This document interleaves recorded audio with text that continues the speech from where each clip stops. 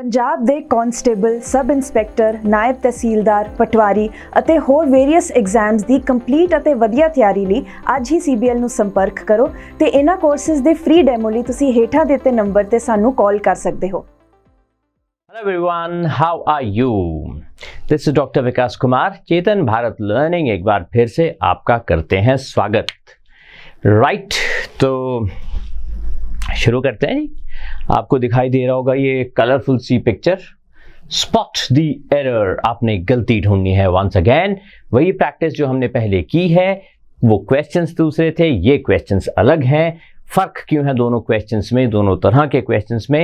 वो इसलिए है क्योंकि हम चाहते हैं कि आप अलग अलग तरीके के क्वेश्चंस पर खुद को प्रिपेयर कर लें। अलग अलग तरीके के क्वेश्चंस हों, अलग अलग क्वेश्चंस हों, काफ़ी सारे क्वेश्चंस हों। तो कई बार पता क्या होता है पेपर में ना, जब आप बहुत सारे क्वेश्चंस को अटेम्प्ट करके गए होते हो वाइल प्रैक्टिसिंग, सिमिलर से क्वेश्चंस आ जाते हैं, वो एक दो वर्ड्स ऊपर नीचे होते हैं, तो वो समझ आ जाता है कि ये वो प्रैक्टिस क्वेश्चन मैंने किया था, उसमें ये गलती थी, तो वो रिकॉल हो जाता है। So that gives you some real advantage। तो हम चाह रहे हैं कि वो हो जाए। So चलिए, let's begin the journey। All right, the first one, they are all innocent people and very capable also। दो गलतियां मैं इस सेंटेंस में ढूंढ पा रहा हूं। चलिए दोनों को डिस्कस करते हैं। ये तो ठीक है, all innocent people, यहां तक तो कोई प्रॉब्लम नहीं है। मेरी पहली प्रॉब्लम है सेमीकोलन से। सेमीकोलन आप कब इस्तेमाल करते हैं? देख लीजिए, डॉट फिर नीचे कॉमा। सेमीकोलन कब इस्तेमाल करते हैं? जब बोथ क्लॉजेज आर कंप्लीट, है ना, तब आप सेमीकोलन इस्तेमाल करते हैं। मैं करके दिखा देता हूं कैसे। They are good semicolon, we are tall। दोनों सेंटेंसेस, दोनों क्लॉजेस रादर कंप्लीट हैं, इंडिपेंडेंट हैं और कंप्लीट सेंटेंस बना सकते हैं, अपना एक मीनिंग दे सकते हैं। They are tall, they are good है rather, right, they are good वो अच्छे हैं और हम लंबे हैं। सो दोनों बिल्कुल एप्ट हैं to be called complete clauses. इसी केस में हम सेमीकोलन इस्तेमाल करते हैं, या फिर इसको हम कॉमा और कंजंक्शन के साथ भी लिख सकते हैं। चलिए, सो एक तो ये गलती हो गई क्योंकि ये कंप्लीट क्लॉज नहीं है। एंड वेरी केपेबल ऑल्सो, ये कोई सेंटेंस नहीं है। दूसरा, या तो एंड ही आता या ऑल्सो ही आता, दोनों में से एक आ जाएगा तो चल जाएगा। चलिए, these are hard times which has to be dealt with carefully.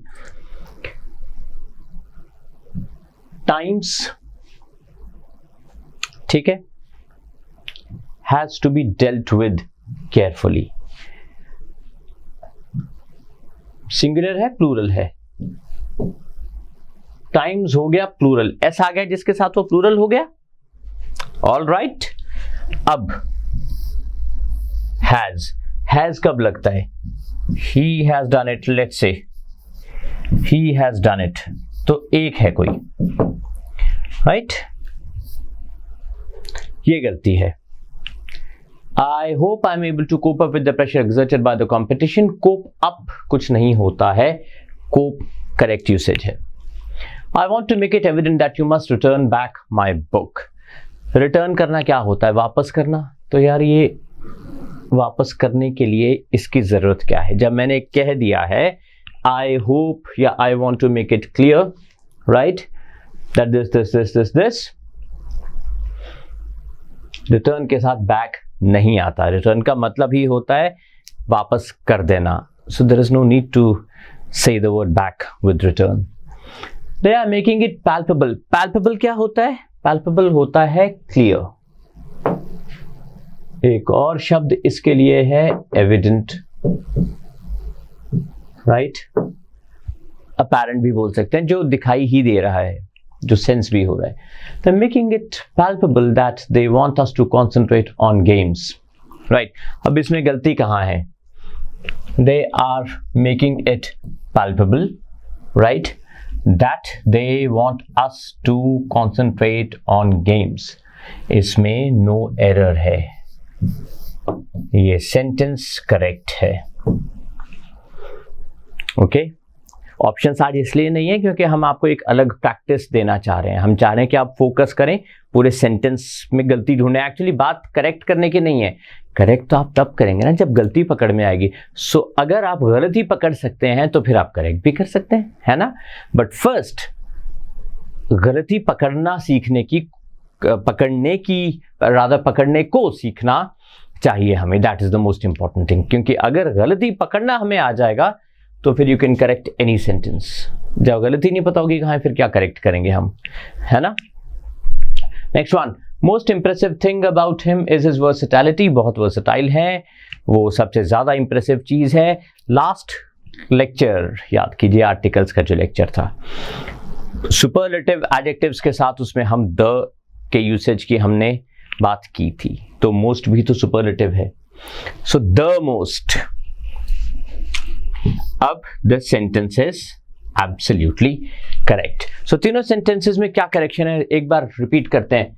Back cut जाएगा, ये करेक्ट है ऑलरेडी, और इसमें द लग जाएगा। अब ये सेंटेंसेस ठीक है। सेकंड तो पहले ही ठीक था। The Indian team is not speaking among themselves. थोड़ा टफ है ये क्वेश्चन, ये शायद आपको ऐसा लग रहा है the Indian team is not speaking among themselves, आपको गलत लग रहा होगा, है ना। स्पीकिंग इटसेल्फ ऐसा लग रहा होगा, राइट। या टीम आर, इसके बारे में क्या है, कोई लॉजिक है क्या इज और आर? हमने एक बार जब प्रोनाउंस डिस्कस किए थे शायद, तो ये डिस्कस किया था हमने, if I am correct. Any how मैं रिपीट कर देता हूं आपके लिए। जब वर्ब होता है सिंगुलर तो हम कहते हैं इज। अकॉर्डिंग, देखिए दो तरीके की इंग्लिश है, एक तो अमेरिकन, उसको तो भूल जाइए। उसके हिसाब से हर कलेक्टिव नाउन जैसे टीम है वो इज ही लेगा वर्ब के साथ, तो team is, group is, classes, like that, ठीक है, उसको भूल जाए हम। अमेरिकन इंग्लिश अब कंटेंशन में ही नहीं है। अब हम ब्रिटिश इंग्लिश पर आ गए हैं। अब ब्रिट्स का एक रूल डिस्कस करते हैं। अगर वर्ब आपका प्लूरल इन नेचर है तो वर्ब के साथ आर आएगा विद अ कलेक्टिव नाउन। अगर वर्ब सिंगुलर नेचर का है तो फिर इज आएगा। Now how to distinguish between a singular and a plural verb. अगर क्लास अंदर है, कुछ कर नहीं रहे हैं, बैठे हैं बस, तो सिंगुलर है क्योंकि वहां कोई एक्शन नहीं हो रहा है, so the class is inside। लेकिन अगर क्लास अंदर हैं और गप्पे मार रहे हैं, बात कर रहे हैं, so they are speaking like that, so the class are speaking, तब इज नहीं, the team are speaking is नहीं, right। so यहां पर themselves बिल्कुल करेक्ट है, बट ये स्पीकिंग क्या है, प्लूरल वर्ब है ना, सो ये आर आएगा। आपने अक्सर क्रिकेट मैचेस में देखा होगा, India need these many runs, needs नहीं होता वो इसीलिए होता है। चलिए, both Manisha and Manu distributed the sweets among themselves. Trick क्या है यार, बोथ है, बोथ क्या होता है, दो लोग, मनीषा और मनु। अब ये दो हैं तो देमसेल्व्स तो ठीक है, अमंग नहीं आएगा, अब बिटवीन आना चाहिए। बिटवीन, दो के लिए हम बिटवीन यूज करते हैं और दो से ज्यादा के लिए अमंग, ये हमेशा याद रखिए, राइट। चलो जी आगे चलते हैं। द 5 ब्रदर्स, यार बड़ा आसान है, 5 ब्रदर्स हैं। ईच अदर आप किसके लिए यूज करेंगे, अगेन फॉर 2। ईच अदर आप दो के लिए यूज करेंगे, 2 ब्रदर्स लव ईच अदर। अगर दो से ज्यादा हो तो 1 अनदर। सो ये 5 हो गए dear friends, it has to be 1 another, right. I hope ये क्लियरली समझ आ रहा है आपको। चलिए नेक्स्ट क्वेश्चन।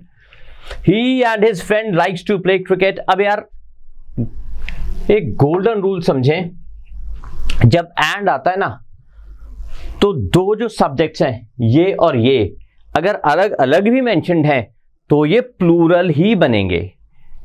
तो लाइक्स अब चला जाएगा। लाइक्स कब होता, ही लाइक्स, शी लाइक्स, यानी समबडी, एक इंसान लाइक्स, राइट। तो ये लाइक्स तो अब होगा ही नहीं, ये लाइक होगा क्योंकि ये एंड हो गया है, right.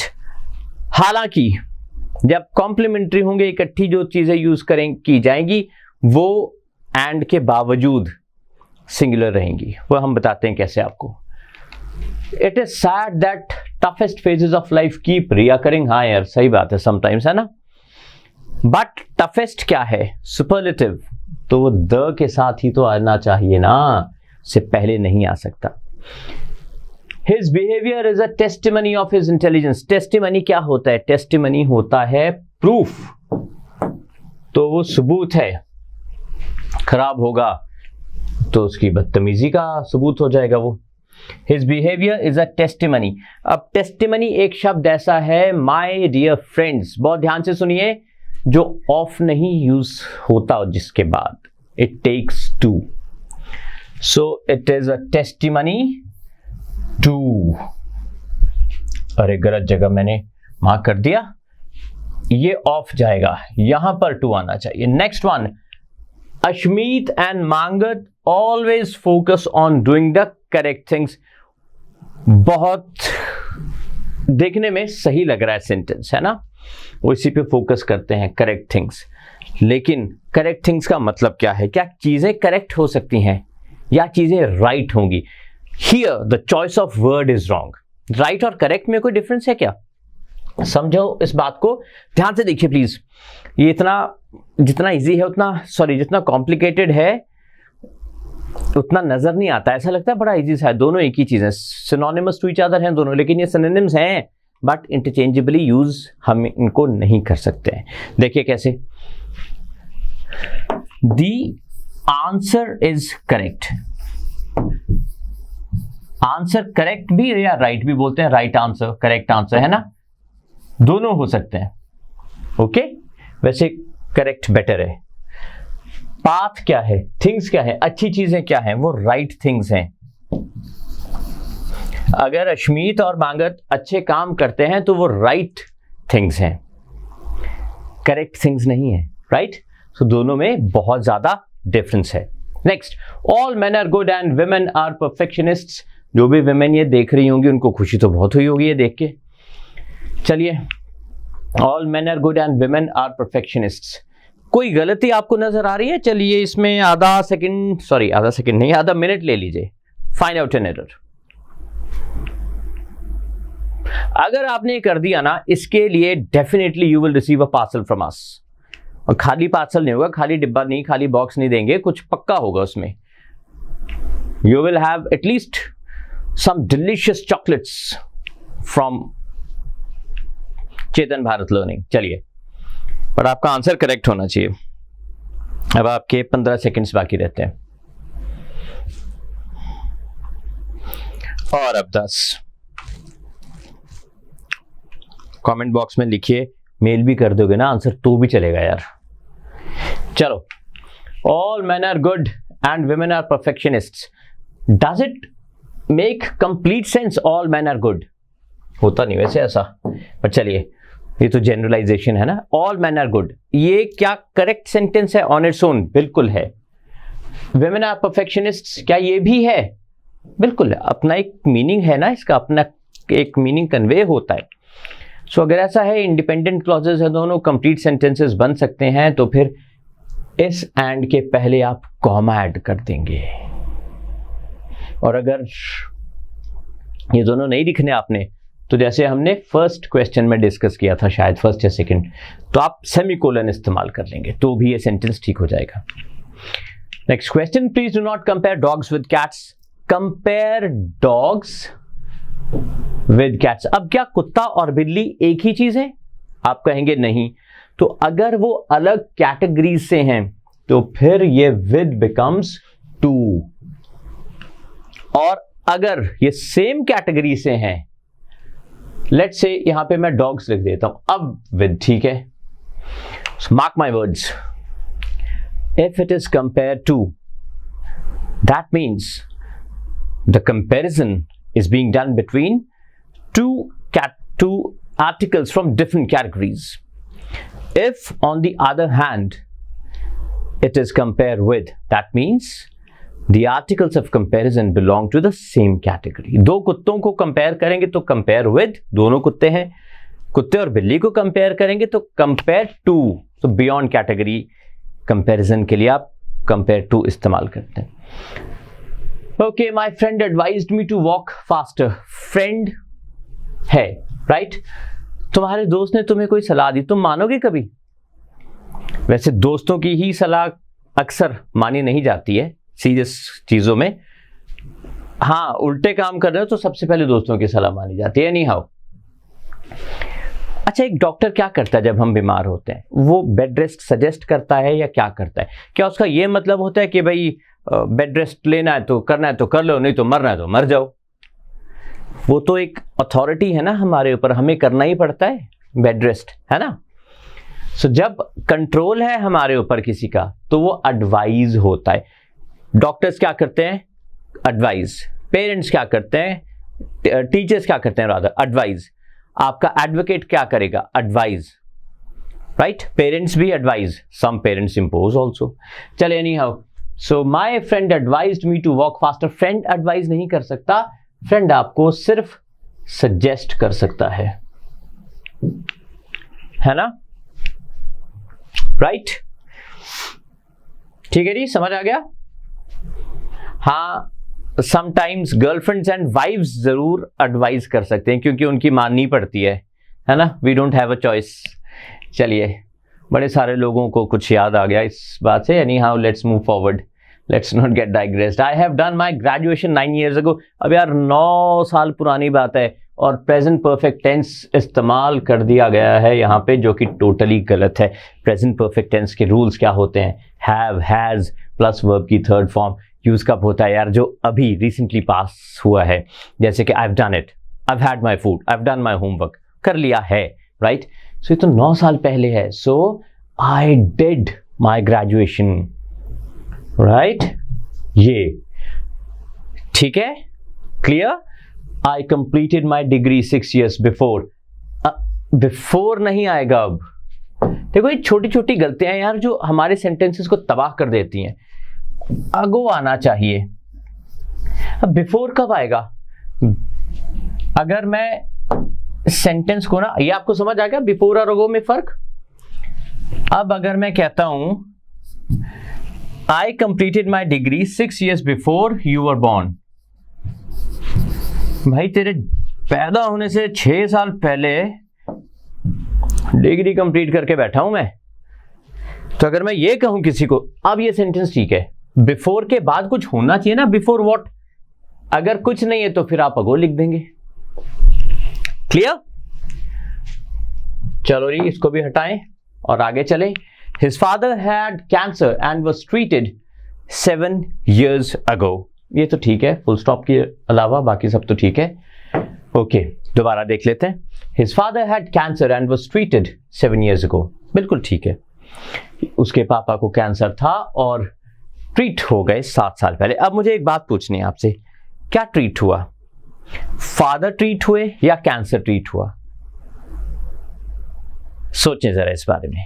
Take half a minute और इस सेंटेंस में कोई गलती ढूंढ के बताइए, अगर है तो। कमेंट बॉक्स में भी लिख सकते हैं, मेल भी कर सकते हैं। मेल आप में से ज्यादातर को ज्यादा पसंद आता है, आई डोंट नो है, बट चलिए, anyhow we respect that also. ज्यादातर स्टूडेंट्स हमें मेल ही करते हैं। Okay, so 15 seconds remaining.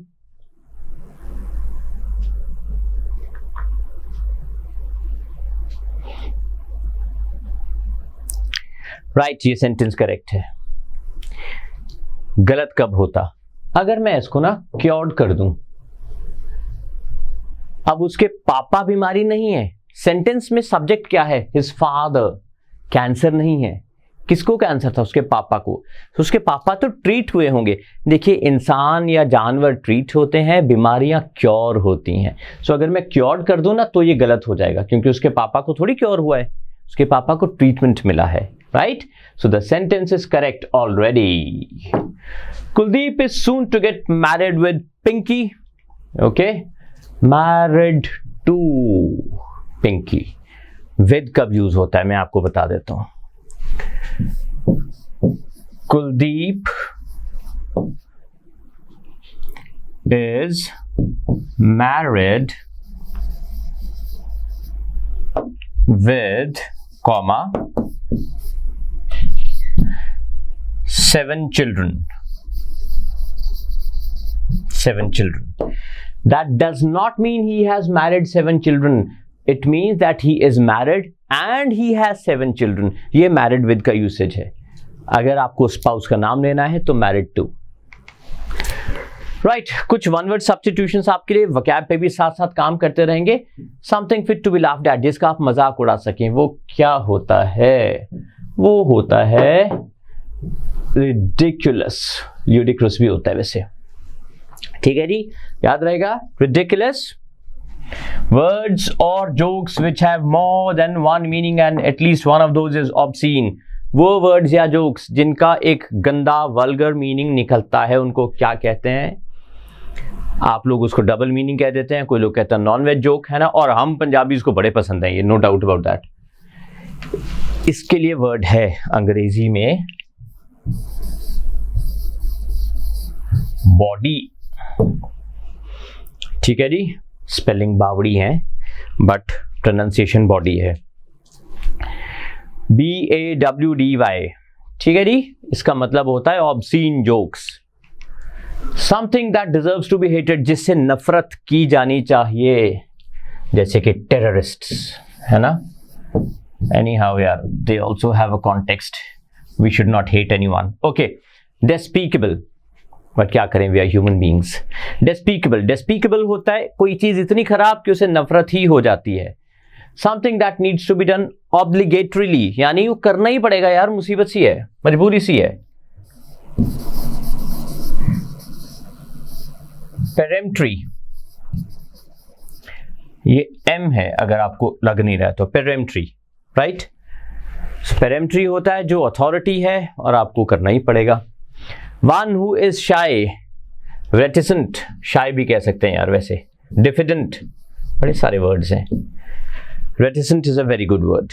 Okay, चलिए. Right, some idioms. Find out the meaning of the following phrase. Cut corners, ignoring someone.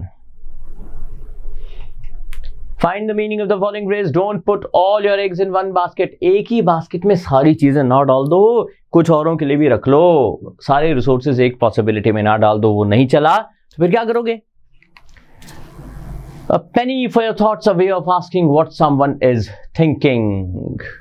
Back to the drawing board, यानी लौट के बुद्धू घर को आए, है ना. वो कि एक अटेम्प्ट फेल हो गया, बट क्या हुआ, नया शुरू करते हैं. It's time to start all over. फिर से शुरू करते हैं. Beat around the bush, इधर उधर की हाँकना, मुद्दे पे ना आना, ना ये नहीं है. What did I do? To use periphrases, absolutely. Periphrases होता है यार घुमा फिरा के बोलना, गोल गोल गोल गोल गोल घुमा के बोलना, जो आप तब करते हैं जब आप किसी सिचुएशन में फंस जाते हैं जिसमें आप ही की गलती होती है. राइट. जैसे कि किसी बच्चे को, उसकी, बच्चे तो नहीं, किसी बड़े को या अडोलेसेंट को, टीनेजर को उसकी गर्लफ्रेंड के साथ उसके पापा ने देख लिया. राइट. द फादर आस्क्स, हाँ भाई क्या कर रहा था तू. Right. Then the student, rather the child, the adolescent, the teenager will beat around the bush. इधर उधर की घुमा फिरा के, पापा वो तो दोस्त की बहन थी, वो मैं एक्सपीरियंस से बता रहा हूँ आपको. राइट. तो यही सबसे पहले थॉट आता है, दोस्त की बहन थी, उसको मेरी हेल्प की ज़रूरत थी. चलिए, कुछ फिल इन द ब्लैंक्स, बस इसके बाद आपकी छुट्टी. ही इज, अब आर्टिकल्स के क्वेश्चन हैं यार. ये एन एक्स्ट्रॉर्डिनरीली गुड स्टूडेंट, एडवर्ब है ये. एडवर्ब से पहले हम एन लगा सकते हैं या अ लगा सकते हैं. राइट. ही इज, अब ये ओनली क्या है, स्पेसिफिक है. द वर्स्ट क्या है, स्पेसिफिक है. सुपरलेटिव है ना, वर्स्ट तो एक ही होगा. Fourth, you must complete the work 5 PM, must complete यानी तब तक, by preposition. Right. Your uncle is stunningly polite human being, हैरान कर देती है उनकी पोलाइटनेस. ओके, आई होप सब क्वेश्चंस आपको अच्छे से समझ आ गए होंगे.